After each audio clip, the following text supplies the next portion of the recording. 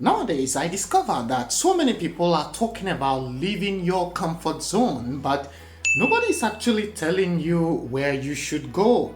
And that is actually very important because now we have this massive amount of productivity YouTubers and motivational speakers who are all over the internet telling you about leaving your comfort zone, how you must get more and more things done in a day, and how they manage to do so many things. Or someone tells you as a student how he managed to study 10 hours in a day. Well, they're all good, but very important is to note where you should go when you leave your comfort zone, because I'm also a fan of productivity. I like to do things. In my last video, I told you guys that I made 5.0 GPA in med school. I worked hard for it. But today I'll be talking about where should you go when you leave your comfort zone. This is one important lesson I learned from running my private ESL teaching business in Russia.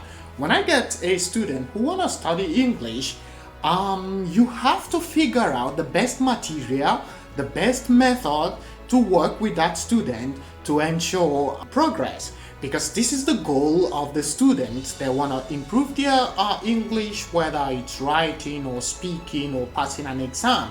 If you get a material that is so high, like an advanced material for a beginner student, the student is going to burn out, it's going to be boring, it's going to be counterproductive.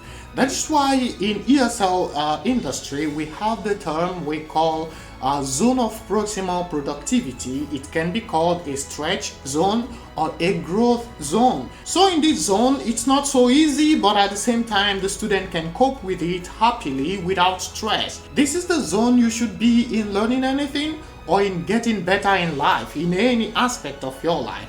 If you stretch far beyond that, you're gonna get into another zone, which is called zone of toxic productivity, or some people call it a stress zone, or somebody call it a destructive productivity zone. In this zone, you're gonna burn out or probably develop problem with your health or lose interest totally in what you're pursuing. This is one thing James Clear talked about in his book Atomic Habit. If you want to enjoy the game of lawn tennis, would you rather play against Serena Williams? She's gonna beat you so well, or maybe go golfing against Tiger Woods or someone like that. You're not gonna enjoy it because it's the standard, it's so high for you, you can't survive it. And at the same time, if you go playing lawn tennis with a 6-year-old who could barely, lift the racket, it's gonna be so boring for you. Again, if you play against someone like your friend who is like a beginner like you, who is just trying to have fun, who is not a professional, probably maybe a little bit better than you, might even be good, so that sometimes you lose and you try so hard to catch up with him, and sometimes you win, and that will make you happy, and that means enjoying the game. You see, yesterday I was having this wonderful conversation with a friend, and he was asking me how I managed to combine a whole lot of stuff that I do.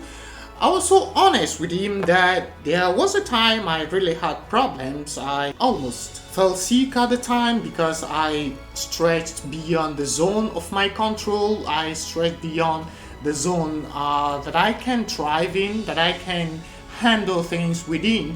And I went beyond that zone, got into a zone of toxic productivity or destructive one, and that almost ruined me at the time. So I managed to find my way back to where I'm supposed to be, and I'm happy I did. So you must have watched a lot of videos of people telling you they are trying Elon Musk morning routine. Well, it's good to try, but you can actually keep a routine of someone like Elon, who has done it all his life and got to the level he's got in life.